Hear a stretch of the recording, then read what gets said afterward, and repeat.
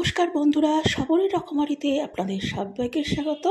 আজকে আমি আপনাদের সাথে শেয়ার করতে চলেছি ঝিঙের একটি সহজ কিন্তু সুস্বাদু রেসিপি। ভিডিওটি স্কিপ না করে সম্পূর্ণ দেখার জন্য অনুরোধ রইল। তো চলুন বন্ধুরা, রেসিপিটি বানানোর পদ্ধতিটি শুরু করা যাক। আজকের রেসিপিটি বানানোর জন্য আমি এখানে নিয়েছি দুটো ঝিঙে, ছোট টুকরো করে কেটে নিয়েছি, একটা বড় আলু টুকরো করে কেটে নিয়েছি।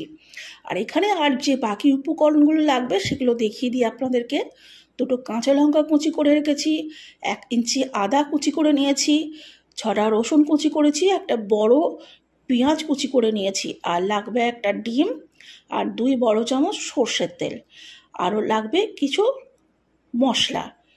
এখানে 1 চামচ কালো জিরে, স্বাদ মতো নুন, হলুদ গুঁড়ো আর ম্যাগি মশলা নিয়ে নিয়েছি। আর রেসিপিটি বানানোর জন্য প্রথমেই করতে হবে কি, গ্যাসে একটা পাত্র বসিয়ে এর মধ্যে দিয়ে দিতে হবে সর্ষের তেল। সর্ষের তেলটা গরম হয়ে গেলে এর মধ্যে দিতে হবে কেটে রাখা আলুর টুকরোগুলো।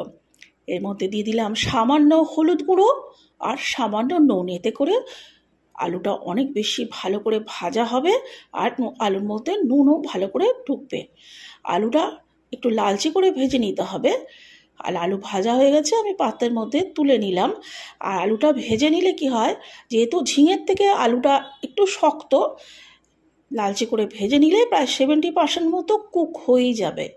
তেলের মধ্যে দিয়ে দিলাম 1 চামচ কালো জিরে।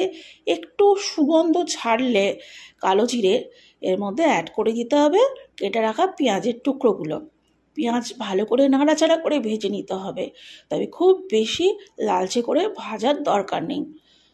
এর মধ্যে দিয়ে দিলাম সামান্য নুন। এতে করে পেঁয়াজটা অনেক তাড়াতাড়ি সফট হয়ে যাবে। একটু সামান্য ক্রাঞ্চি ভাব থাকবে পেঁয়াজের মধ্যে, কিন্তু বেশি ভাজার দরকার নেই। অ্যাড করে দিলাম আদার টুকরো, রসুনের টুকরোগুলো যেগুলো কুচি করে রেখেছিলাম আমি আগেই। এবার খানিকক্ষণ নাড়াচাড়া করে ভেজে নিতে হবে পেঁয়াজের সাথে, যাতে করে আদা আর রসুনের কাঁচা গন্ধটা চলে যায়। এবার কেটে রাখা ঝিঙের টুকরোগুলো এর সাথে অ্যাড করে দিয়ে ভেজে নিতে হবে। বেশ ভালোভাবে সমস্ত উপকরণগুলোকে নাড়াচাড়া করে ভেজে নেব আমি। আর ঝিঙেগুলো যেহেতু নরম, এমনিতেই খুব বেশিক্ষণ ভাজতে লাগবে না। ঢাকা দিয়ে আমি 5 মিনিটের মতো ভাজতে দিয়েছিলাম।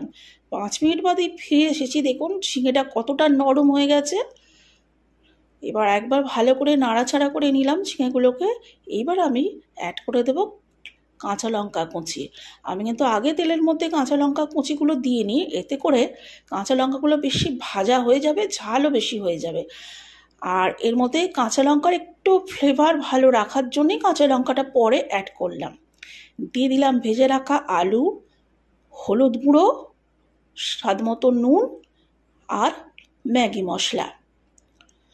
সমস্ত উপকরণগুলোকে ভালোভাবে মিশিয়ে দিতে হবে, আর যাতে মশলাগুলো ভাজা হয়ে যায় সেই জন্য ভালো করে আমি একটু নাড়াচাড়া করে দিলাম।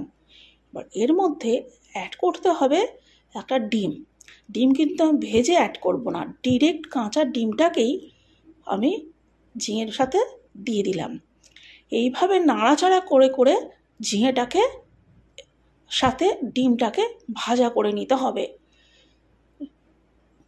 তো বন্ধুরা, আজকের রেসিপিটি যদি আপনাদের ভালো লেগে থাকে অবশ্যই একটা লাইক দেবেন, আর কমেন্ট করে আপনাদের মতামত জানাতে কিন্তু ভুলবেন না।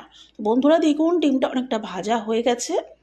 এবার এর সাথে অ্যাড করে দিচ্ছি সামান্য লাল লঙ্কার গুঁড়ো।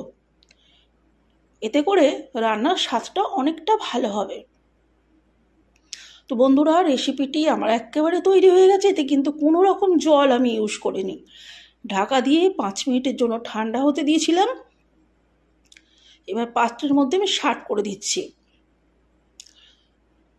দিলেন কত সহজেই এত সুন্দর রেসিপিটা আপনারা বাড়িতেই বানিয়ে নিতে পারলেন সহজে।